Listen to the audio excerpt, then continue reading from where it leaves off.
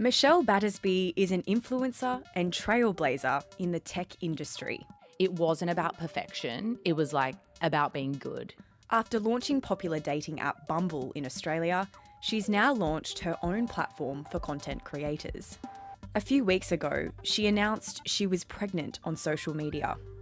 I'm really worried you won't have time. Sunroom will just demand so much of me. I reacted really scared, 100% because of my job. When I found out I was pregnant, I was scared. I felt like there was something a little bit wrong with me, to be honest. I should be full of excitement because you don't normally see someone crying about, you normally see overjoy with the test. So yeah, I'm just losing the plot. She says that fear came from years of hearing motherhood was a permanent handbrake on success.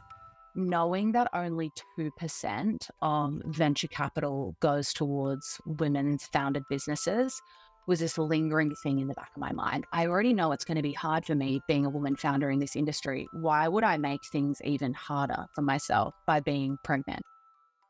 Since sharing her story online, Michelle has received an outpouring of support. So I went out on my Instagram and I asked my followers, do you feel like having a baby will jeopardize your career? And I had over 3,000 women reply, and 86% of them said yes. And the fear around having to choose between babies or career is reflected in the data.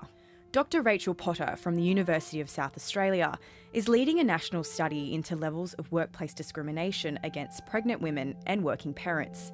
Her survey of 700 women so far found many feel the need to hide their pregnancy for as long as possible from their employer to avoid career harm. When an employee tells their employer they are pregnant, we notice a trend that they started to be treated differently. They started to be given less, meaningful work, a bit more of the trivial tasks.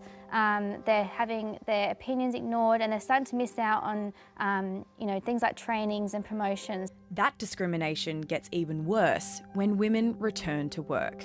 Over half of respondents are reporting being seen as a less committed employee because they are part-time or they have child-caring needs. Women who have gone back to a workplace where they were a leader, becoming demoted.